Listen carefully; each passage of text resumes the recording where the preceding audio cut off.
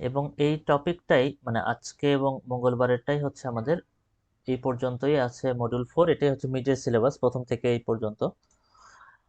Screen কি দেখা যায় দেখেন তো?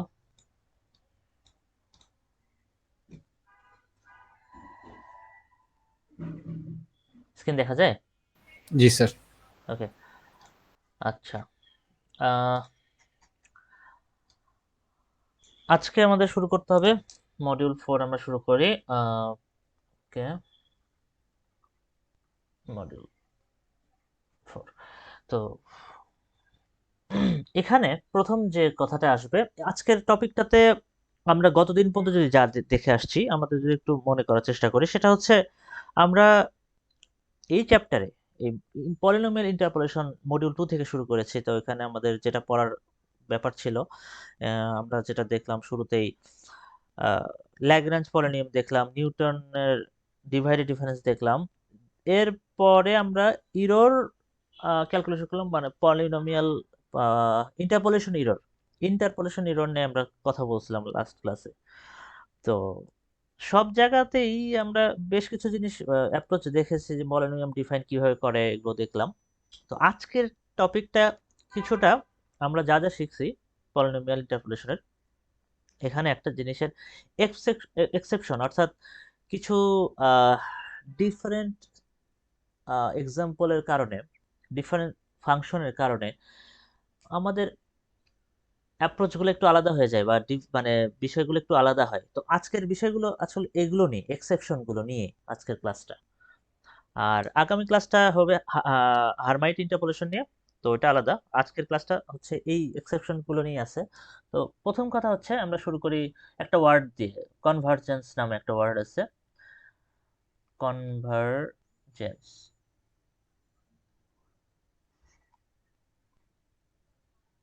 তো কনভার্জেন্স শব্দটা সাথে কেউ কেউ পরিচিত?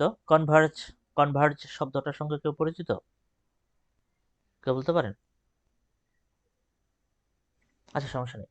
মনে করেন ম্যাথে আসলে যেটা বলা হয় এরকম, যে যদি আপনার এফ অফ এক্স থাকে, আমরা P N of x define করার ট্রাই করি।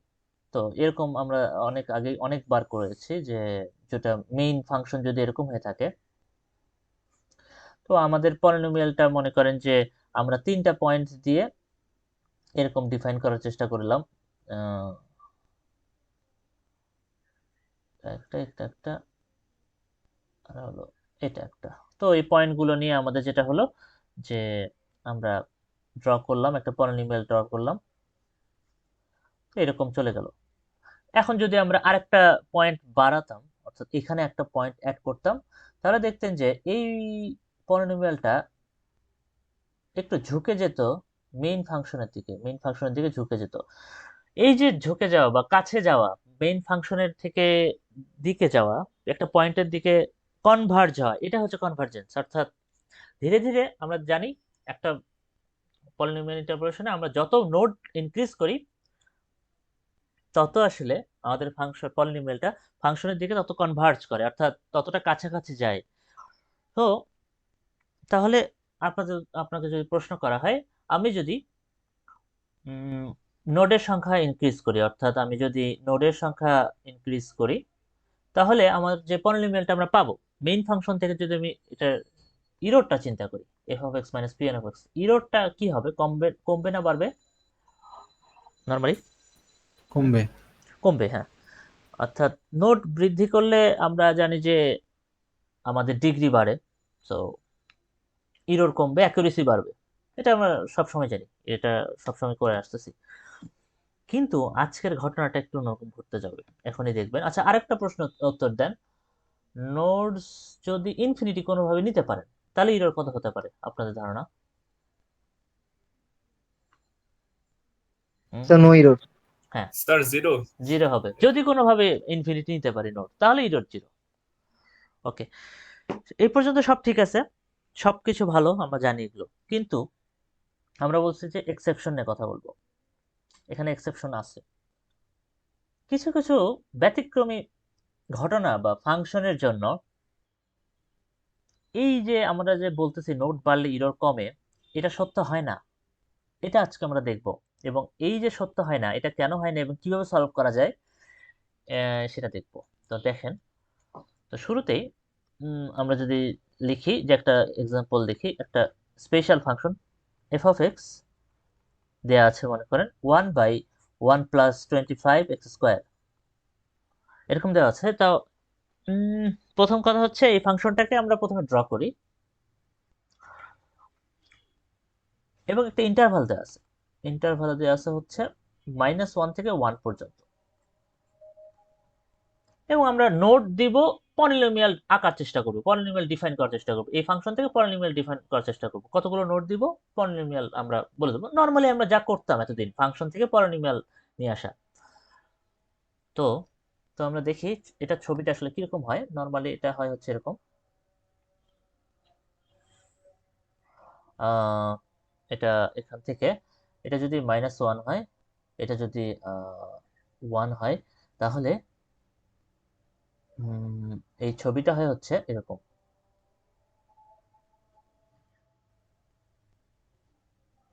এরকম একটা কিছু হয়। তো এটা আমি একটু কপি করে রাখতেছি, এটা লাগবে একটু পরে। আচ্ছা, তো এরকম ছবিটা হয়। তো এখানে হচ্ছে আমাদের 1 পয়েন্টটা, এটা হচ্ছে 1 পয়েন্ট, এটা -1, এটা 1। তো মনে করেন যে আপনাকে বলা হলো যে ওকে, আপনি একটা কাজ করেন, আপনাকে পি অফ 3 ডিফাইন করেন পলিনোমিয়াল থেকে। পি অফ 3 ডিফাইন করা মানে কি, আপনি কয়টা নোড নেবেন, এটার জন্য কয়টা নোড আপনি ইউজ করবেন? হ্যাঁ বলেন, এই ফাংশন থেকে পলিনোমিয়াল ডিফাইন করতেছেন, পি অফ 3 আছে, আপনি কয়টা নোড নেবেন? চারটা স্যার। চারটা নোড, চারটা। হ্যাঁ। এন ডিগ্রি 3, তো চারটা নোড। সো 4 নোডস, তো 4 নোডস এর জন্য আমি ছবি আঁকবো। সো 4 নোডস মনে করেন আপনার কাছে দেয়া আছে যে এখানে একটা নোটস দেয়া আছে। আচ্ছা দাঁড়ান, আজান হচ্ছে, একটু দাঁড়ান তো, একটু পরে আমরা রিজিউম করতেছি।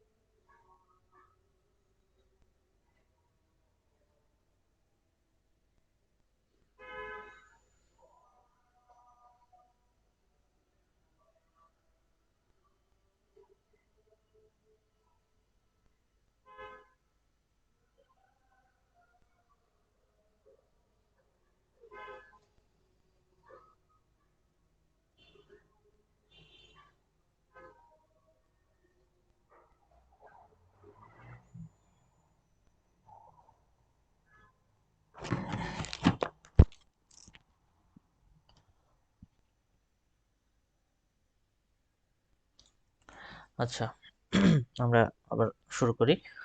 তো চারটা নোডের জন্য আমরা কথা বলছিলাম যে পি অফ থ্রি আমরা এফ অফ এক্স দেওয়া আছে, ইন্টারভাল দেওয়া আছে -1 থেকে 1, এবং চারটা নোড ড্র করে আমাদের একটা পলিনোমিয়াল ডিফাইন করতে হবে। তো নোড দেওয়া আছে, মনে করেন যে এরকম এরকম নোড দেওয়া আছে। এখানে একটা নোড আছে, এই জায়গায় একটা নোড আছে, তারপরে এই জায়গায় একটা নোড আছে, এখানে একটা নোড আছে, এখানে একটা নোড আছে। তো যেটা হয়েছে যে এই দিক দিয়ে যাবে, এই দিক দিয়ে যেয়ে এখান দিয়ে নেমে যাবে। কিছু ইরর হবে, যেটা স্বাভাবিক, সমস্যা নেই। এরপরে আমরা যদি এখান থেকে বাড়িয়ে 6টা নোট নিই, মনে করেন এই ছবিটাতেই আমি 6টা নোট দিলাম। 6টা নোট বলতে এখানে একটা, এই কথা তো শোনা যাচ্ছে তাই না? নাকি মাইক বন্ধ করে রাখছি? শোনা যাবে। আচ্ছা আচ্ছা, এখানে একটা নোট, তারপরে এই জায়গায় একটা নোট, তারপরে এখানে একটা নোট, এখানে একটা নোট, আর এখানে একটা নোট। তো 6টা নোটের জন্য যেটা হয়েছে, ছবিটা যেরকম হবে এখান দিয়ে যাবে, এদিক দিয়ে একটা ভাঁজ হবে। তবে যেটা হবে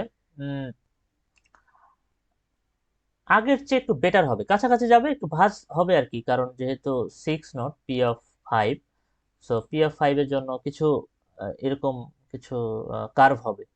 তো হওয়ার পরেও যেটা হয়েছে যে আমাদের ইরোডটা আগেরটার চেয়ে কম হবে, এটা অবশ্যই সঠিক, কারণ 6টা নোট ইউজ করছি আমরা। 4টা নোটের জায়গায় 6টা নোট ইউজ করলে আমাদের ফাংশনটা আরো কাছাকাছি যাবে এবং বেটার রেজাল্ট করবে, অ্যাকুরেসি বেটার হবে, স্বাভাবিক।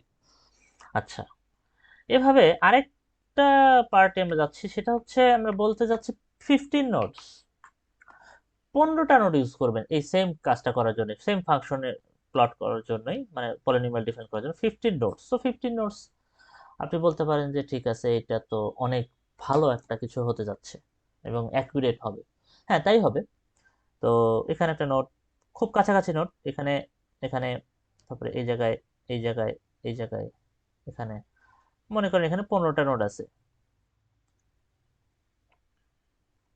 এরকম ভাবে 15টা নোট আছে, এবং সবগুলো নোডের ভিতরে আর কি ডিফারেন্স গুলো সেম, অর্থাৎ প্রথম নোটটা যদি, এই নোটটা যদি -1 হয়, পরেরটা মনে করেন -0.5, তারপরটা মনে করেন 0, তারপরটা মনে করেন 0.5, তারপর 1, এরকম আর কি, অর্থাৎ সেম ডিফারেন্সে নোটগুলো আছে, ইকুয়ালি স্পেসড, ইকুয়ালি স্পেসড, মানে হচ্ছে নোটগুলো ইকুয়ালি স্পেস নিয়ে রাখছি, মনে করেন ধরেন ইকুয়ালি স্পেস নোট দিচ্ছি, সবগুলো নোটগুলো ইকুয়ালি স্পেস। তো এরকম আঁকার পরে আপনার মনে হলো ওকে, এখন এই পয়েন্টগুলো দিয়ে যদি আমি পলিনোমিয়াল ড্র করি, সাংঘাতিক ভালো কিছু রেজাল্ট আসতে যাচ্ছে অবশ্যই। তার মানে যেটা হবে, এই দিক দিয়ে একদম পুরা নোডের মানে পুরো পয়েন্টগুলোতে যাবে, সবকিছুতে যাবে, কিন্তু একটা ঘটনা ঘটবে। এই পর্যন্ত সবই ঠিক আছে, একেবারে লাস্টের দিকে এই 1 পয়েন্ট, মানে এটা আসলে দেখা গেছে, এটা এটা আসলে মানে করে প্লট করে দেখা হয়েছে একেবারে রিয়েল লাইফে। তো একেবারে ইন্টারভালের কাছে, -1 আর 1 এর এই পয়েন্টগুলোর কাছে যেটা হয়েছে, কেন যেন পলিনোমিয়ালটা হঠাৎ করে একটা জাম্প করছে, এরকম একটা জাম্প করে এদিক দিয়ে রেখাটা চলে গেছে। এটা ড্র করলে আপনারাও দেখতে পারবেন, মানে যদি এক্সাক্ট ড্র করেন তাহলে এরকম দেখবেন আসলে। যদি আপনি 15টা নোট ইউজ করে এই এফ অফ এক্স সমান 1/25x² যদি প্লট করার ট্রাই করেন, পলিনোমিয়াল ইকুয়ালি স্পেস নোট হওয়া লাগবে, মানে নোটগুলোর ডিফারেন্স সেম সেম হওয়া লাগবে, তাহলে দেখবেন এই দুইটা পয়েন্ট জায়গায়, অর্থাৎ ইন্টারভাল জায়গাগুলোতে, এন্ড পয়েন্টগুলোতে, মানে মাঝখানে ঠিক আছে, মাঝখানে ঠিক আছে, মিডল পয়েন্টগুলোতে ঠিক আছে, এন্ড পয়েন্টগুলোতে স্পাইক হয়ে গেছে, অর্থাৎ পলিনোমিয়ালটা এরকম স্পাইক হয়ে গেছে। তো স্পাইকটা হওয়ার কারণে, আচ্ছা দেখেন তো স্পাইক হওয়া মানে কি, এরকম যদি হয় তাহলে এখান থেকে এটা ডিস্টেন্স অনেক বেড়ে গেছে, তাহলে এটা কি ইরর বাড়ছে না কমছে এখানে বলেন তো? বাড়ছে। অর্থাৎ হ্যাঁ, ইরর বাড়ছে। তার মানে ওভারঅল যদি চিন্তা করেন, আমার নোট 4টা নোটের জন্য যে অবস্থা ছিল, দেখেন 15টা নোটের জন্য অবস্থা আমার বেশি খারাপ হয়েছে কিনা, সব যদি চিন্তা করেন, সাম আপ করেন, এটা বেশি খারাপ অবস্থা না বলেন তো? জি স্যার। হ্যাঁ, ওভারঅল চিন্তা করলে আমার 4টা নোডের ছবিটাই ভালো ছিল, 4টা নোডের মধ্যে এরর ছিল, বাট এই ধরনের এত বিশাল এরর কোথাও হয় নাই, দুটা পয়েন্টে যে এররটা হয়েছে। তো এইটাতে খারাপ অবস্থা হয়েছে। এই যে হইলো একটা কারণ, একটা একটা একটা এই বিষয়টা যে হইলো, যে আপনি ইকুয়ালি স্পেস নেওয়ার কারণে একটা একটা পার্টিকুলার ফাংশনের কারণে, ফাংশনে প্লট করার কারণে, পলিনোমিয়াল ডিফাইন করার কারণে আমাকে একটা এরকম মানে এন্ড পয়েন্ট গুলোতে, এই ইন্টারভাল গুলোতে ইররের পরিমাণ বেড়ে গেল, ইনক্রিজ অফ ইরর হলো। এই পুরো বিষয়টাকে বলা হয় হচ্ছে রাঞ্জ ফেনোমেনা। এটা 1901 সালের দিকে, আমি যতদূর জানি 1901 সালের দিকে এই থিওরেমটা পাবলিশ করা হয় পেপারে, এবং উনি actually বলছে যে রাঞ্জ ফেনোমেনাতে এখানে বলা হয়েছে যে দুই কিছু কেসে, বিশেষ কিছু কেসে, কিছু ঘটনার কারণে আমাদের এই ধরনের স্পাইক তৈরি হয়। কি কি কারণে হতে পারে এরকম বলা আছে, রাঞ্জ ফেনোমেনাটা হয় হচ্ছে ডিপেন্ডস অন দ্য ফাংশন, মানে ফাংশনের উপর ডিপেন্ড করে, অর্থাৎ কি ধরনের ফাংশন আছে এটার উপর ডিপেন্ড করে। নর্মালি একটা ফাংশন যদি সিমেট্রিক ফাংশন হয়ে থাকে, সিমেট্রিক ফাংশন মানে কি বলেন তো? সিমেট্রিক ফাংশন মানে হচ্ছে ওয়াই এক্সিসের, আপনি যদি ফাংশনটা ড্র করলে ওয়াই এক্সিসের লেফট সাইডে যেরকম দেখতে, রাইট সাইডে সেরকম দেখতে আর কি, মিরর সাইড, মানে সিমেট্রি হয়, সিমেট্রি। অর্থাৎ এই যে এই ফাংশনটা দেখেন, এই ফাংশনটা দেখেন, এরকম এরকম আছে, লেফটও যেরকম, রাইটও সেরকম, অর্থাৎ এটা হচ্ছে একটা সিমেট্রিক ফাংশন। বেসিক্যালি সিমেট্রিক ফাংশনের ক্ষেত্রে এই ঘটনাটা বেশি দেখা যায়, অর্থাৎ এই ধরনের যে ইররটা হলো ইন্টারভালের কাছে, এই ধরনের ব্যাপারটা বেশি দেখা যায়। আরেকটা বিষয় আছে, হ্যাঁ বলেন, প্রশ্ন করতে চাচ্ছেন মনে হয় কেউ? আচ্ছা, আরেকটা ঘটনা আছে, সেটা হচ্ছে ডিপেন্ডস অন দ্য নোটস, মানে আপনি কিরকম নোটস চুজ করছেন এটার উপর ভিত্তি করে এই ঘটনাটা ঘটে। কি ধরনের নোট? যদি আপনি নোটস গুলো ইকুয়ালি স্পেসড হয়, ইকুয়ালি স্পেসড নোট দিচ্ছেন, মানে হচ্ছে ওই যে যেটা বললাম, প্রত্যেকটা নোডের মাঝের গ্যাপ গুলো সেম, ইকুয়ালি স্পেস নোড আপনি যদি ইউজ করে থাকেন, এবং অবশ্যই এন এর ভ্যালু, মানে আপনার যে পলিনোমিয়ালটা হবে সেই ডিগ্রিটা অবশ্যই 10-এর বা 10-এর বেশি হবে, মানে খুব কম ভ্যালুর জন্য এটা হয় না, 3, 4, 5, 6-এর জন্য আসলে এই ধরনের রাঞ্জ ফেনোমেনাটা দেখা যায় না। এটা হচ্ছে বেশ কয়েকটা বিষয়ের উপর ডিপেন্ড করে, মেইনলি ডিপেন্ড করে ফাংশনটার উপরে, আর হচ্ছে আপনার নোটস কিভাবে চুজ করতেছে, নোটস কিভাবে আপনাকে দেওয়া হচ্ছে সেটার উপরে।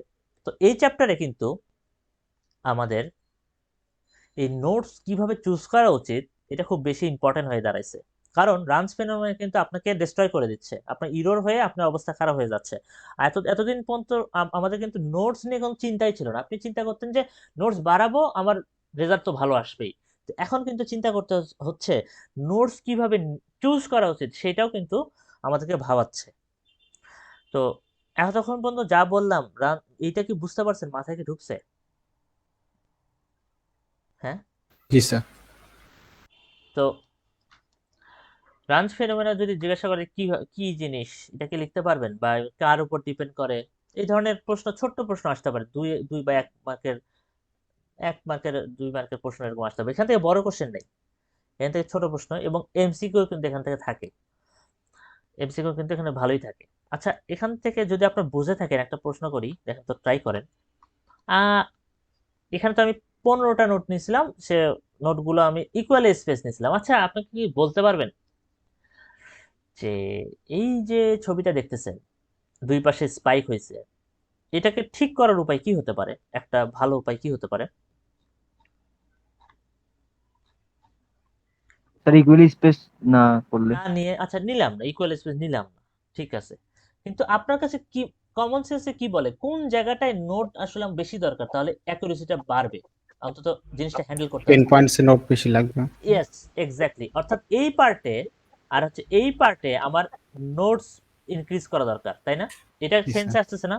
এই জায়গাটা যদি আমি নোট ইনক্রিজ করতে পারি, এই জায়গায় যদি পয়েন্ট বাড়াইতে পারি কোনোভাবে, তাহলে দেখেন এই স্পাইকটা নিচে নেমে যাবে, অবশ্যই নিচে নেমে যাবে স্পাইক। আমি কোন কারণে যদি এই ইন্টারভাল গুলোতে নোডের সংখ্যা বাড়াই দেই কোনোভাবে, তাহলে কিন্তু ডান, তাই না? মনে হচ্ছে না বিষয়টা এরকম হওয়া উচিত না? জি স্যার। হুম।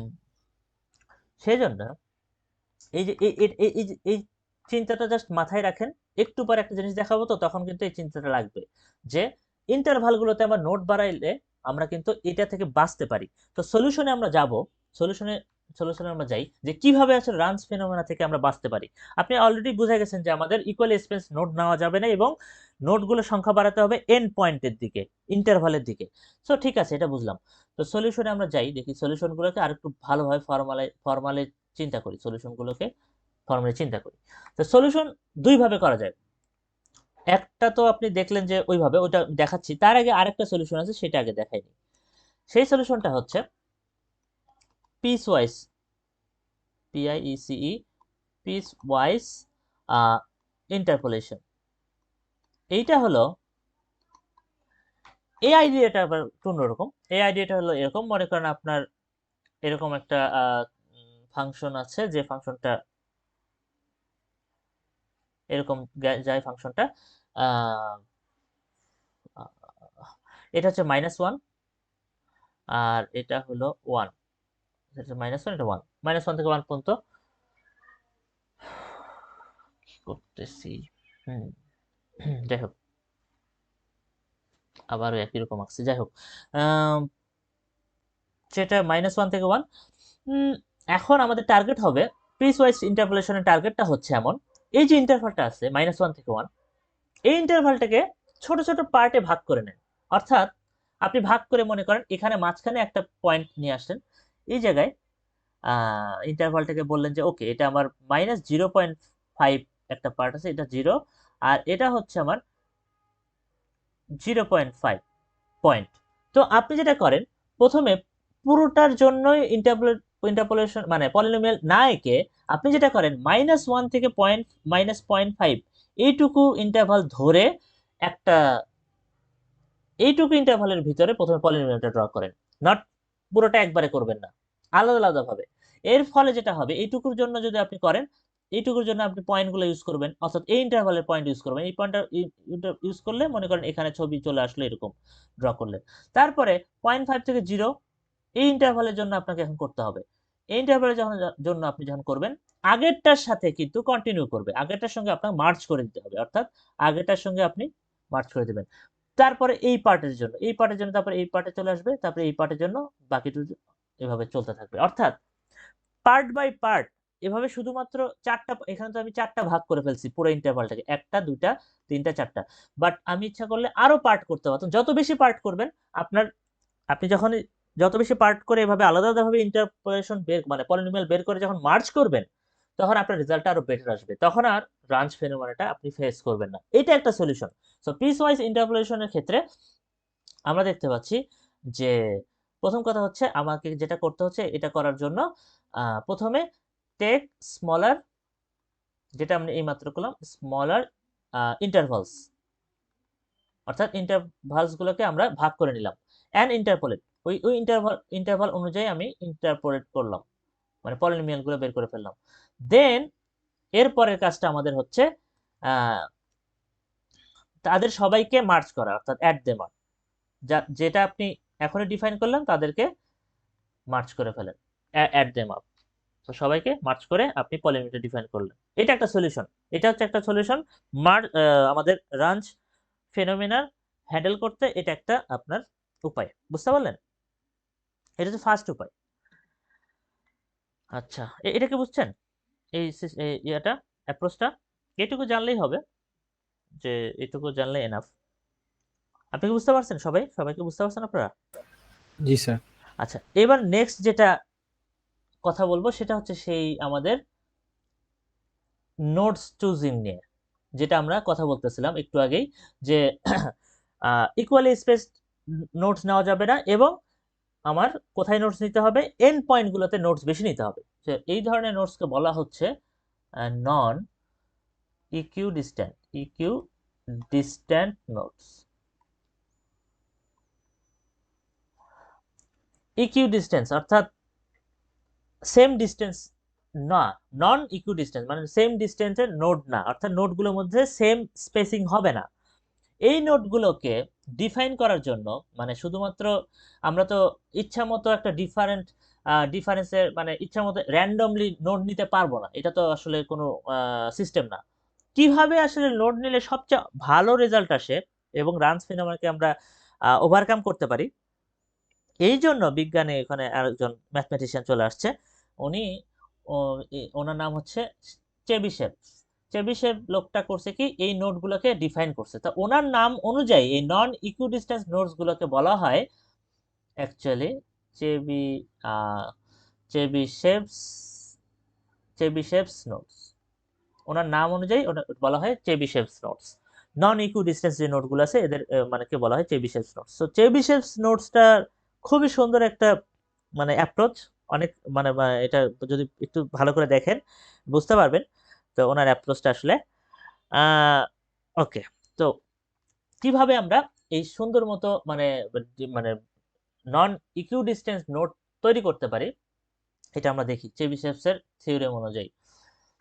তো মনে করেন যে নর্মালি আপনি যখন একটা নোটস নেন, আমাদের কাছে যদি এরকম একটা গ্রাফ থাকে, আপনি নোটস নেন তো খুব এভাবে যখন -1 থেকে 1 যদি ইন্টারভাল হয়ে থাকে, আপনি আপনি নোটগুলো নেন এভাবে যে -1 এর পরে ইকুয়ালি স্পেস এখানে একটা, এখানে একটা, এখানে একটা, এখানে একটা নিয়ে নেন, এখানে একটা, মাঝখানে একটা।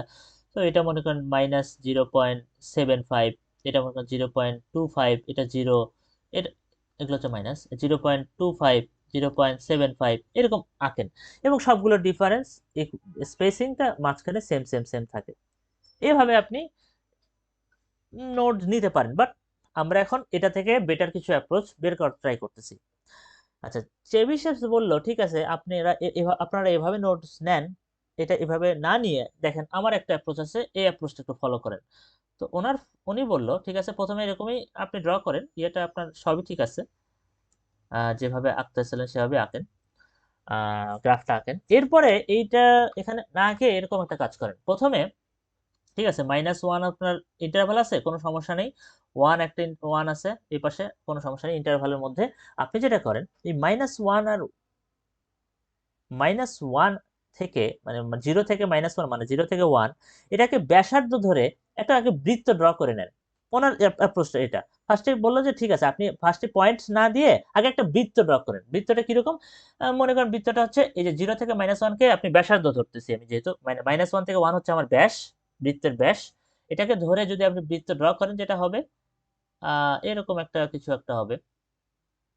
ও খুবই বাজে। যাই হোক, এটা হচ্ছে আমার একটা বৃত্ত মনে করেন, বাকিটুকু আঁকা লাগে না। উনি বললো যে ঠিক আছে আপনি একটা হাফ সার্কেল ড্র করেন। তো হাফ সার্কেল ড্র হলো। আচ্ছা যাই হোক, তো বাজে আঁকলাম। তো এই হাফ সার্কেলটা ড্র করার পরে বললো যে ঠিক আছে আপনি এরকম ড্র করলেন, এখন পয়েন্টস বসাবেন। ঠিক আছে আপনি আপনি তো পয়েন্টস নিতেন এই এক্স অক্ষের উপরে, ঠিক আছে এক্স অক্ষের উপরেই পয়েন্টস নিবেন। তার আগে আরেকটা কাজ করে নেন, যেটা করেন আপনি আপনার এই বৃত্তের যে পরিধি বরাবর, অর্ধবৃত্তের পরিধি, এই বরাবর ইকুয়ালি স্পেসড কিছু পয়েন্ট আপনি ইচ্ছা মতো নিয়ে নেন, ইকুয়ালি স্পেস পয়েন্ট নেন। আপনি যতগুলো পয়েন্ট চান মনে করেন 15টা নেন, তাহলে 15 স্পেস ওইভাবে চিন্তা করে 15 ভাগে ভাগ করে নেন। হ্যাঁ বলেন, কিছু বলতেছেন? একে কিছু বলতেছেন কি? আচ্ছা, তো তো পয়েন্টস ওকে ভালো কথা। এখনো তো আপনি জিজ্ঞাসা করতে পারেন এখনো ইকুয়ালি কেন নিব, আমার তো আসলে ইকুয়ালি নেওয়ার কথা না, আমার তো নন ইকুইভ্যালেন্ট নেওয়ার কথা, ইকুইডিস্ট্যান্ট নেওয়ার কথা। কিন্তু না, এখনো মানে আমরা ইকুয়াল স্পেসই নিচ্ছি, বাট দেখেন একটু পরে জিনিসটা ঘটনাটা গল্পটা চেঞ্জ হয়ে যাবে। উনি যেটা করলো ওকে আপনি এখানে একটা পয়েন্ট নেন, ঠিক আছে পয়েন্ট নেন, তারপরে ইকুয়ালি এখানে এখানে একটা পয়েন্ট নেন। উনি কিন্তু বলছে বৃত্তের পরিধি বরাবর পয়েন্ট নিতে হবে, আমরা কিন্তু এক্স এর আমাদের পয়েন্টস কিন্তু আসলে এক্স এর উপরে থাকার কথা। উনি বললো যে না আপনি আগে বৃত্তের পরিধির উপর পয়েন্ট ফেলেন, তারপরে আমি দেখতেছি যে ওখান থেকে কিভাবে এক্স এর উপর পয়েন্টস গুলো নেওয়া যায়। সো উনি যেটা করলো এইভাবে পয়েন্টস নিল, এখানে একটা পয়েন্ট, এটা পয়েন্ট, এটা পয়েন্ট, এটা পয়েন্ট, এটা পয়েন্ট, এভাবে পয়েন্ট নিচ্ছে। তারপরে এদিকে পয়েন্টস আছে, আমি ড্র করি, দরকার আছে ড্র করার। ধরেন সব ইকুয়ালি স্পেসটি আছে, সবগুলো ইকুয়ালি হলো না, যাই হোক এরকম আছে। এরপরে উনি বললো ঠিক আছে আপনার পরিধির উপর পয়েন্টস নেওয়া শেষ, এবার আপনি যেটা করেন এই উপরের যে আপনি পয়েন্টসগুলো নিলেন পরিধি থেকে, এই এক্স অক্ষের উপরে একটা লম্ব দিয়ে লম্ব আঁকা শুরু করেন, সবগুলো পয়েন্ট থেকে লম্ব আঁকা শুরু করেন, সবগুলো পয়েন্ট থেকে আপনি একটা করে লম্ব আঁকবেন। তাহলে কি হলো, এই পয়েন্ট থেকে লম্ব আঁকলে এই যে নিচে নিচে নিচে, এই যে এটা হবে আমার পয়েন্ট, অ্যাকচুয়ালি এটা পয়েন্ট। তারপরে এটা নিচে আসলাম, এটা একটা পয়েন্ট, এটা হচ্ছে এগুলো হচ্ছে এই যে এর উপরে যে পয়েন্টগুলো ফেলতেছি লম্ব বরাবর যে আঁকার সময় যে পয়েন্টসগুলো আসতেছে, এইগুলো হচ্ছে আমার অ্যাকচুয়াল নোটস। তারপর দেখি আসলে ওনার অ্যাপ্রোচটা কেন এরকম আসলে প্রশ্ন আসতে পারে যে কেন এরকম। দেখেন, আমি আঁকার পরে বুঝতে পারবেন।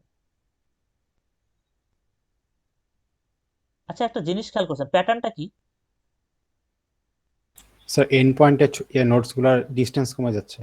হ্যাঁ, এইটাই হচ্ছে প্যাটার্ন। অর্থাৎ আপনি যত মিড পয়েন্ট থেকে যত লেফটে যাচ্ছেন ইন্টারভালের দিকে, তত কিন্তু ডিস্টেন্স তত কমতেছে। অর্থাৎ দেখেন এই জায়গাতে মোর ডেন্স হয়েছে না, নোটস ডেন্স হয়েছে না, তাই না? জি স্যার। এইটাই হচ্ছে এই চেবিশেভস এর আইডিয়াটা। অর্থাৎ তারপরে উনি বললো যে ঠিক আছে, রাইট সাইডে আমি ড্র করে ফেলি দ্রুত, এইটা পয়েন্ট, তারপরে এটা পয়েন্ট।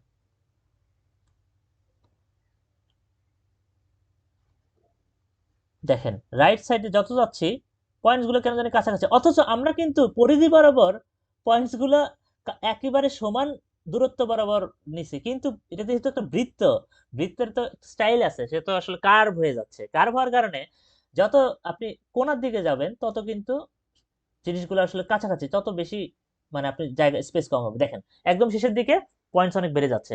অর্থাৎ এটাই কিন্তু আমাদের দরকার ছিল না এটা, যে যত আমি ইন্টারভালের দিকে যত বেশি পয়েন্টস পাবো আমাদের জন্য এটা ভালো না? বলেন, জি স্যার। পয়েন্টস যদি আমরা ইন্টারভালের দিকে বেশি পাই তাহলে তো আমার রাঞ্চ ফেনোমেনাটা আর থাকে না। তাহলে দেখেন এই পার্টটাতে মোর ডেন্স হয়েছে, দেখেন মাঝের পার্টটাতে কিন্তু লেস ডেন্স হয়েছে, তাই না? মাঝের পার্টটাতে কিন্তু পয়েন্টস কম, এইদিকে মাঝের দিকে পয়েন্টস কম, শেষের দিকে যে পয়েন্টস গুলো বাড়াই দিচ্ছে। এটাই হচ্ছে চেবিশেভস নোটস এর আইডিয়াটা, এটা হচ্ছে মেইন আইডিয়া। তো আমাদের একটা প্রথমে কি সেমি সার্কেল আঁকলাম আমরা একটা, বা হাফ সার্কেল বলতে পারেন, সেমি সার্কেলও বলে এটাকে, সম্ভবত সেমি সার্কেল বলে, হ্যাঁ সেমি সার্কেল বলে। হাফ সার্কেলটাকে সেমি সার্কেল বলতেছি। তো দেন আমরা ইকুইভ্যালেন্ট নোটস নিলাম, বাট ইকুইভ্যালেন্ট পয়েন্টস নিলাম, বাট পরিধি বরাবর নিলাম, তারপরে সে লম্ব বরাবর এঁকে দিলাম হচ্ছে আমার এক্স এক্স অক্ষের উপরে। এর ফলে যে নোটগুলো পেলাম এইগুলোই হচ্ছে আমার চেবিশেভস নোটস। এই যে প্রত্যেকটা পয়েন্ট পেলাম এগুলো আমাদের চেবিশেভস নোট। বাট এখানেও কিছু কাহিনী আছে। আপনি প্রশ্ন করতে পারেন আমি এখন কিভাবে ডিফাইন করব, মানে নোটস গুলো আসলে কিভাবে ডিফাইন হয়েছে, এগুলোর তো ভ্যালু দরকার। শুধুমাত্র এরকম ড্র করলে তো আমরা এক্স নট, মানে নোট x1 x2 পাবো না। তো এইগুলো আমরা, এগুলোর এক্সাক্ট ভ্যালু আমরা পাবো কই? এইটাও কিন্তু আসলে এই চেবিশেভস লোকটা বলে দিয়ে গেছে। তো উনি যেটা করছে, ওনার অ্যাপ্রোচটা এখানেও খুব বেশ সুন্দর একটা অ্যাপ্রোচ আছে। উনি, আচ্ছা এতক্ষণ পর্যন্ত যা যা বলছে আপনি কি আমার সাথে আছেন? মানে আমি কিন্তু বলেই যাচ্ছি। জি স্যার। Yes, sir. হুম, মানে তেমন কিছু আজকে ইন্টারাকশনটা আমি কম করতেছি, বাট বলেই যাচ্ছি। তো আচ্ছা, এখানে যেটা হয়েছে, উনি যেটা বললো ঠিক আছে, আমাদের এখান থেকে বৃত্ত আছে, তো তো বৃত্ত থেকে কিভাবে আমি এগুলো পয়েন্টগুলো বের করতে পারি। তো এখানে একটা মজার কাহিনী করছে উনি, দেখাই আমি। একটা অন্য কালার ইউজ করি,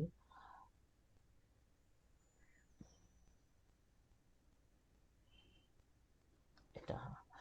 এই যে দেখেন আমার টার্গেট হবে হচ্ছে এই পয়েন্টগুলো বের করা, অর্থাৎ এই পয়েন্ট থেকে মনে করি এই পয়েন্টটার টার্গেট, এই পয়েন্টটা মনে করি আমি বের করতে চাচ্ছি। এইটা বের করার উপায় কি? 0 পয়েন্ট থেকে এর ডিস্টেন্সটাই কিন্তু আসলে এই পয়েন্টটা। সো এই বিন্দু থেকে এই বিন্দুর ডিস্টেন্স দরকার, অর্থাৎ এই যে রেখাটা, এই এই রেখাটার আমার দরকার, জানা দরকার এটা দূরত্বটা কত, এটার দৈর্ঘ্যটা কত, এইটুকুর দৈর্ঘ্য কত, এটা আমার জানা দরকার। আচ্ছা ভালো কথা, তাহলে কি করা যায়? উনি বললো ঠিক আছে, এই বিন্দু যখন চাচ্ছেন তাহলে একটা কাজ করেন, লম্ব বরাবর উপরে পরিধি বরাবর টানেন, ইয়ে করেন লম্ব আঁকেন। লম্ব আঁকলাম, আচ্ছা লম্ব আঁকলাম, ভূমি তো অলরেডি আছে, তাহলে অতিভুজ কেন বাঁক থাকবে, তাই না? তাহলে আমরা যেটা করি, ইয়া করি, অতিভুজটা ড্র করি। এটা হচ্ছে অতিভুজ। তাহলে লম্ব হইলো, ভূমি হইলো, অতিভুজ হইলো। তাহলে উনি বললেন ঠিক আছে, এখন যেটা করব, এই যে আমার এখানে একটা কোণ হবে, এটা একটা সমকোণ। সো কোণটার নাম দিল হচ্ছে ফাই, ফাই কোণ। আহ, এবং এই বিন্দুটা এটা তো একটা পয়েন্ট, তো এই পয়েন্টটার নাম দিল সে হচ্ছে এক্স জে। এক্স জে, অর্থাৎ এটা x1 x2 x0 x1 x2 এভাবে, যে হচ্ছে কততম বিন্দু এটা নির্ধারণ করতেছে, কততম। অর্থাৎ এই বিন্দুটা যদি এখানে হতো তাহলে এটা আমার এক্স জে হতো, তাহলে আমার দেখেন দেখেন এই জায়গায় যদি আমার এই পয়েন্টটা যদি টার্গেট হতো এক্স জে হতো, তাহলে যেটা করতে হতো এই পাশে একটা লম্ব আঁকতে হতো, এই পাশে একটা আমার অতিভুজ আঁকা লাগতো, এইটা আমি বের করার ট্রাই করতাম। তো সেই ক্ষেত্রে আমার ফাই এর ভ্যালুটা চেঞ্জ হয়ে যেত। মানে যত যে বিন্দু থেকে যেতে চান ওই ফাই এর ভ্যালুটার উপর ডিপেন্ড করে কিন্তু আপনি আসলে বিন্দুটা পাচ্ছেন। যত ফাই এর ভ্যালু দেখেন কমাচ্ছেন তত আপনি এই পাশে চলে যাচ্ছেন, যত বেশি কমাচ্ছেন তত আপনি ডান দিকে কোণার দিকে চলে যাচ্ছেন। তো উনি বললেন ঠিক আছে এটা ফাই, এটা আমার অতিভুজ, এটা আমার লম্ব, এটা আমার ভূমি। ঠিক আছে, আমার কোন কোন ভ্যালুটা জানা দরকার এখন তাহলে? স্যার কোন? কোনটা জানা দরকার, ফার্স্ট অফ অল কোন জানা দরকার? হ্যাঁ থিটা, মানে ফাই এর ভ্যালুটা জানা দরকার, অর্থাৎ ফাই জে, এই জে বিন্দুর জন্য ফাই জে আসলে কত এটা জানা দরকার। এইটাও আমাদের জন্য উনি আসলে জিনিসটা সহজ করে গেলেন। উনি যেটা বললেন ঠিক আছে আমি ফাই জেটা ডিফাইন করে যাচ্ছি আপনার এটা ইউজ করার জন্য। তো এটার প্রমাণ লাগবে না, ওনার ওনার প্রমাণ এটা। অবশ্য বৃত্তের পরিধির কিছু আহ, একটু ভিতরে একটু ঢুকলে এই জিনিসগুলো ডিফাইন করা যেত, বাট লাগবে না। উনি যেটা বললো যে ওকে ফাই জে, এই যে ভ্যালুটা এটা হবে হচ্ছে 2 × j+1। জে হচ্ছে কত নাম্বার পয়েন্ট এক্স জে, অর্থাৎ এক্স নট হলে জে এর ভ্যালু 0, x2 হলে জে এর ভ্যালু 2, এরকম, into pi divided by 2 × n+1। নিচে হচ্ছে n+1। n হচ্ছে কোনটা? n হচ্ছে আপনি যে পলিনোমিয়ালটা আপনাকে দেওয়া হবে কত ডিগ্রির পলিনোমিয়াল, ওই nটা ওই ডিগ্রিটা আমাদের n কিন্তু অলওয়েজ আমাদের ডিগ্রি মিন করে। সো এই থিটা, এই সরি থিটা না কিন্তু এটা কিন্তু ফাই, বারবার আমি থিটা বলি ভুল করে, ফাই। তো এই ফাইটা অ্যাকচুয়ালি উনি ডিফাইন করেছে, চেবিসেভ নোডের জন্য ডিফাইন করে দিয়ে গেছে। এখন কথা হচ্ছে আপনি বলতে পারেন এখনো কিন্তু আমাদের হলো না, আপনি ফাই দিলেন কিন্তু আমি এক্স জে কই থেকে পাবো? আমার তো এক্স জেটা টার্গেট, এই এক্স জেই তো হচ্ছে আমার নোটস গুলো, এই নোটস পাবো কিভাবে? এখন কিভাবে পাবো? যদি আপনি ফাই পেয়ে থাকেন আপনার দরকার হচ্ছে ভূমি, বলেন আমাকে এখন অ্যাপ্রোচটা কি হতে পারে? কার মাথায় কি আইডিয়া আছে? আপনি কোন জানেন, আপনি ভূমি জানেন, আর কি জানেন এখানে? এখানে নোন আর কি আছে? কেউ চিন্তা করেন তো, কোন কোন ভ্যালু কি নোন আছে এখানে? কারো মাথায় কোনো আইডিয়া? ভালো করে চিন্তা করেন। স্যার cos থিটা বা sin থিটা দিয়ে বের করা যাবে না হ্যাঁ এই অবশ্যই লম্ব? যাবে যাবে, হুম হুম। cos থিটা, হ্যাঁ এটা অলরেডি একটা ভালো আপনি দিকে গেছেন, হ্যাঁ cos থিটা বা sin থিটাতে করা যেতে পারে। বাট তার জন্য তো আমাকে ভূমি বাদে লম্ব বা অতিভুজের কোনো একটা দরকার হবে কিনা বলেন তো? একটা দরকার, একটা ভ্যালু তো দরকার নাকি? আচ্ছা দেখেন কোন ভ্যালুটা আমাদের কাছে আছে, দেখেন তো অতিভুজটা একটু চিন্তা করে দেখেন অতিভুজের ভ্যালুটা আসলে কত হতে পারে। এই যে রেখাটা আমি ড্র করছি এটা আসলে কত হওয়া উচিত? বৃত্তের কথা চিন্তা করেন, স্যার বৃত্তের আর কি স্যার, কি বলে আর? রেডিয়াসটা, রেডিয়াসটা না, ব্যাসার্ধটা না? রেডিয়াসটা, জি স্যার। এক্স্যাক্টলি, তার ব্যাসার্ধটা কত এখানে? আমরা বৃত্তটা কিভাবে আঁকছিলাম So ইন্টারভাল y ধরে? axis, sir 1। হ্যাঁ so 1 1 1 ওয়ান হবে, হ্যাঁ 0 থেকে 1 হচ্ছে, আর যদি আমার ইন্টারভাল হয় এটাকে আমার ব্যাসার্ধ ধরে রেডিয়াস ধরে আমরা বৃত্তটা ড্র করলাম। সো এখন যদি আমি বৃত্তটার এই যে এই পয়েন্টে এই পরিধি থেকে কেন্দ্র বরাবর একটা আঁকছি, এখানে আরেকটা ব্যাসার্ধ আঁকছি, তাহলে তো এটাও তো ব্যাসার্ধই, সেমই তো। সো এই অতিভুজটা কিন্তু আসলে সেই আমার ব্যাসার্ধ হতে, ব্যাসার্ধ কত? 1 না? 1। সো ব্যাসার্ধ, তাহলে আমরা অতিভুজ জেনে গেছি। আমাদের কাছে ফাই কোনটা আছে, আমরা কিন্তু এখন এক্স জে তাহলে বের করতে পারবো। লম্ব লাগতেছে না, তাহলে লম্ব নাই, তাহলে ভূমি বাই অতিভুজ কোনটা? ভূমি বাই অতিভুজ কি হয় বলেন তো? কোনটা আছে? কি হবে ভূমি, ভূমি বাই অতিভুজ মানে কি? হ্যাঁ cos theta, cos theta. Cos theta, হ্যাঁ। এই আপনার কি ভূমি অতিভুজ মানে অন্য কোনো ওয়ার্ড দিয়ে শেখেন? আমার ইংলিশ ওরকম মনে থাকে না তো, ভুলে যাই। আপনার ভূমি না অতিভুজ স্যার, লম্বা এগুলো বুঝছেন নাকি? বোঝেন তো নাকি? জি স্যার। বা পরিধির ইংরেজিতে আমার মনে, ওগুলো মনে থাকে না আমার সবকিছু। তো এরকম স্যার বাংলায় বাংলায় বলছে, সব তো বুঝতেছেন না সবাই? জি আচ্ছা স্যার। আচ্ছা তাহলে কস কস থিটা, তো কস থিটা হচ্ছে কি cos phi, cos phi is equal to আসলে কত? ভূমি বাই অতিভুজ, ভূমি হচ্ছে কত বলেন? X J, X J divided by অতিভুজ হচ্ছে 1। আচ্ছা, কি আমাকে বলতে পারবেন যে যদি আমি ইন্টারভালটা -2 থেকে 2 করতাম তাহলে কি হতো? স্যার অতিভুজটা 2। অতিভুজটা ভ্যালু কত হতো? 2 হতো না? তাহলে টু। এখানে 2 দিয়ে ভাগ হতো না? এটা কি জি বুঝতে স্যার। হ্যাঁ, তাহলে এই ইন্টারভালের উপর ডিপেন্ড করতেছে কিন্তু। ইন্টারভালটা অবশ্যই লেফট রাইটে সমান প্রতিসম হবে, অর্থাৎ সিমেট্রিক হবে। লেফটেও যতখানি, রাইটে ততখানি দিবে আপনাকে। বাট যদি ইন্টারভাল চেঞ্জ হয়ে যায় তাহলে কিন্তু আপনার মাথায় রাখতে হবে যে ওইভাবে কিন্তু আপনাকে এই অতিভুজের ভ্যালুটা চেঞ্জ করতে হবে। তো কথা হচ্ছে, ঠিক আছে, আমাদের টার্গেট কি? আমরা এক্স জে এইটা বের করতে চাই। তাহলে আমরা করব কি? X J is equal to কি হয়ে যাবে? Cos phi, cos phi J. cos phi j মানে কি? cos phi j মানে হচ্ছে যে phi j এর ভ্যালুটা আপনি বসাবেন 2j plus 1 divided by, oh sorry pi আছে, 2j plus 1 pi divide by 2 into n plus 1। তো এটা হচ্ছে আমার xj। এইটাই হচ্ছে চেবিশেভস নোটস বের করার ফর্মুলা। বুঝতে পারলেন কি? হ্যাঁ। জি স্যার। জি স্যার। তাহলে ম্যাথ কিভাবে আসবে? এখান থেকে ম্যাথ আসছে, ছোট্ট ম্যাথ, হতে পারে 1 মার্কস 2 মার্কসের এমসিকিউ হতে পারে। এখান থেকে এমসিকিউ খুব পপুলার। তো এখান থেকে আপনার, হ্যাঁ, মিড টার্মেও আসতে পারে, কারণ ছোট প্রশ্ন তো থাকে, কারণ মিড টার্মে একটা কোশ্চেনে কিন্তু 3-4টা করে ভাগ থাকে, এ বি সি ডি থাকে। সো হতে পারে একটা এ তে এ নিয়ে কোনো প্রশ্ন থাকতে পারে। সো একটু ইয়ে থাকা লাগবে, প্রস্তুত থাকা লাগবে। প্রশ্নটা কিভাবে আসবে সেটা হচ্ছে মেইন প্রশ্ন আমাদের। প্রশ্নটা কিভাবে ফরম্যাট হবে? তাহলে আমরা দেখি প্রশ্নের ফরম্যাটটা এরকম হবে।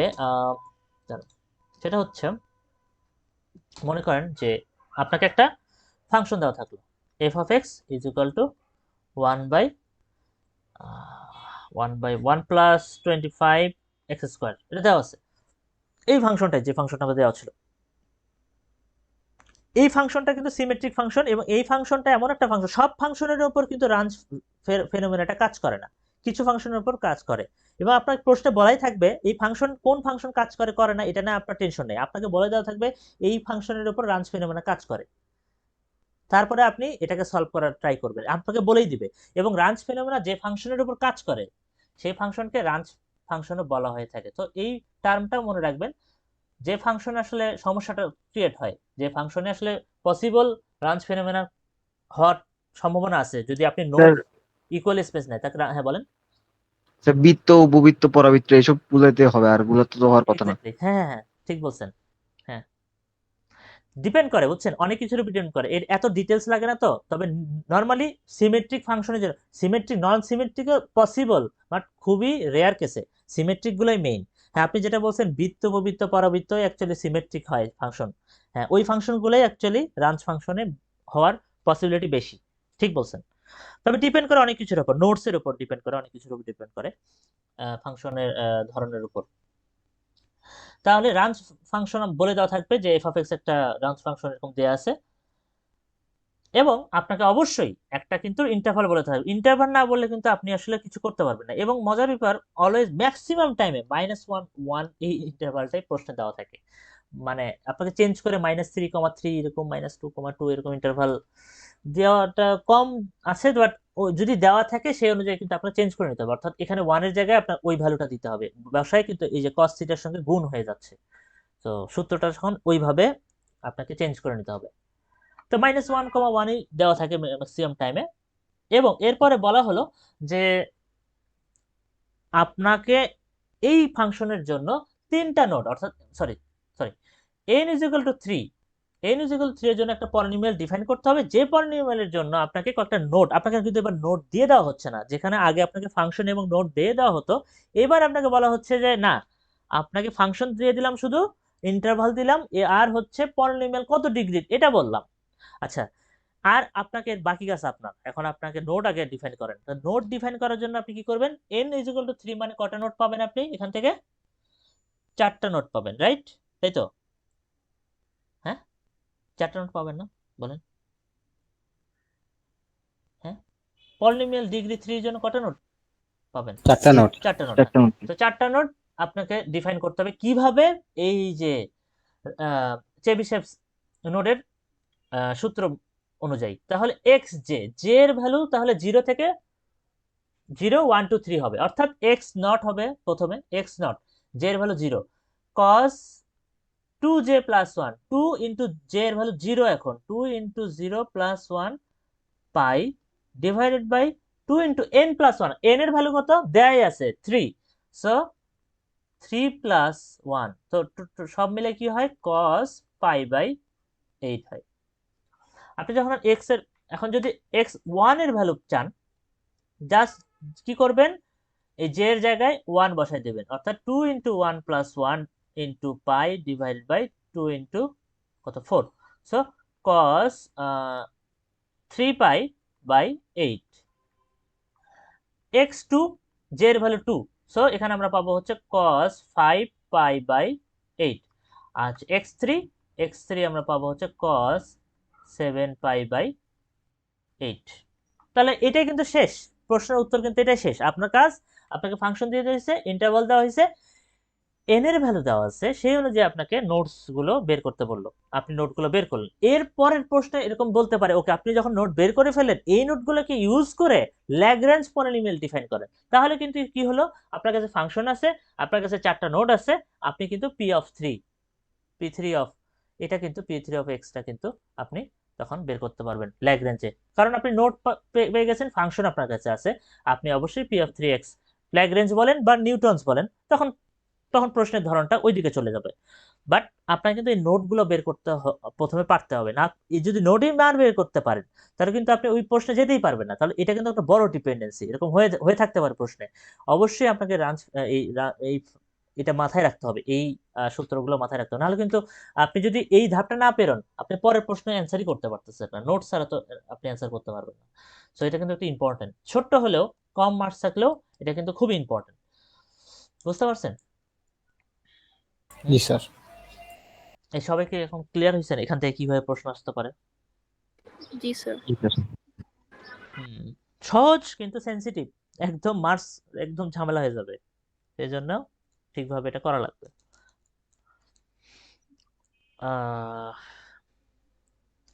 এটাই আসলে আলোচনা আজকের। আসলে নেক্সট দিনে আমি আসলে হারমাইট ইন্টারপোলেশন আলোচনা করব, আজকে যদি শুরু করে ওটা আবার মাঝামাঝি হয়ে যাবে, ওটাতে যাব না আজকে, এই জন্য কাল, হ্যাঁ, মঙ্গলবারই ওটা একবারে দেখাই। কুইজের প্রশ্নে আপনাদের সঙ্গে আলোচনা আছে, কুইজ 2 এর প্রশ্ন নিয়ে কিরকম আপনার মানে প্রস্তুতি নেওয়া উচিত, ওটার উপর একটু কথাবার্তা বলবো। তো এটাই এই পর্যন্তই আছে আজকের। কারো কি প্রশ্ন আছে? বলেন প্রশ্ন। স্যার আমাদের কুইজে একটু পর্যন্তই। কুইজে হচ্ছে হারমাইট ইন্টারপোলেশন পর্যন্ত, নেক্সট দিন যা পড়াবো ওই পর্যন্ত, বুঝেননি? জি স্যার। নেক্সট আরেকটা টপিক আছে, এই চ্যাপ্টারেরই শেষ টপিক এটা, আর ঝামেলা নাই, এবং ওটা এই মিডের মানে মিড টার্মের শেষ টপিক যেটা পড়াবো নেক্সট দিন। ওটা ওই ল্যাগ্রেঞ্জ নিউটনের মতো আরেকটা পলিনোমিয়াল ডিফাইন করার ফাংশন, আরেকটা পলিনোমিয়ালের মানে পলিনোমিয়াল ডিফাইন করার আরেকটা ওয়ে অ্যাপ্রোচ। হারমাইট আরেকজন সায়েন্টিস্ট, সরি ম্যাথমেটিশিয়ান, হারমাইট, এখন ওনার অ্যাপ্রোচটা দেখা লাগবে, ওনার অ্যাপ্রোচের কি সুবিধা ওটা তো জানতে হবে। আমরা কিন্তু এটা কিন্তু ইম্পর্টেন্ট ইস্যু, আপনার মাথায় থাকতে হবে, কেন আমরা ভ্যান্ডারমোলস থেকে ল্যাগ্রেঞ্জে আসলাম, কেন আমরা ল্যাগ্রেঞ্জ থেকে নিউটনে গেলাম, কেন আমরা নিউটনস থেকে আবার নতুন হারমাইটে যাব। তো এগুলো কিন্তু মাথায় থাকা লাগবে। হারমাইটে যাব ওটা বলবো, পরের দিন বলবো। তো সবটারই কারণ আছে, কোনো রিজন ছাড়া কোনোটা আসে নাই। তো একটার কারণেই আমরা একটা থেকে আরেকটা যাচ্ছি। তো গত ক্লাসে আমরা গত মডিউলের লাস্ট ক্লাসটাতে অর্থাৎ মঙ্গলবার আমরা কিন্তু ইরোর ডিফাইন করে ফেলছিলাম। তো ইরোর ডিফাইনের পার্টটা কিন্তু আপনাদের ম্যাথ আমরা দেখাইছিলাম, ওই ম্যাথগুলো দেখতে হবে, ম্যাথ প্র্যাকটিস করতে থাকেন। ওই পার্টটা যে পার্টে ওই পার্টগুলো যেটা ছিল ওখানে আপনার একটু প্র্যাকটিস করা লাগবে।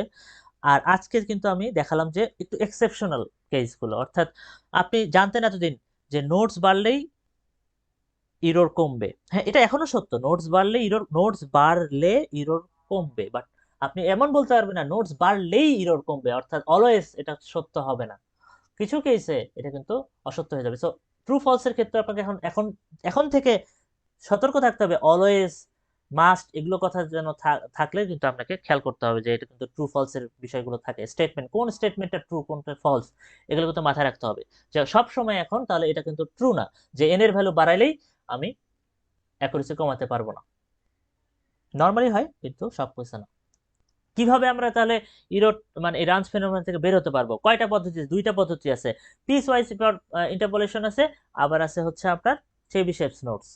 তো নোটস গুলো কিভাবে ডিফাইন করলো, মানে আমার ইন্টারভাল চেঞ্জ হয়ে গেলে কিভাবে আমার সূত্রটা পাল্টাই যাচ্ছে, তো এই জিনিসগুলো কিন্তু মাথায় রাখতে হবে। বুঝতে পারলেন? জি স্যার। তাহলে আহ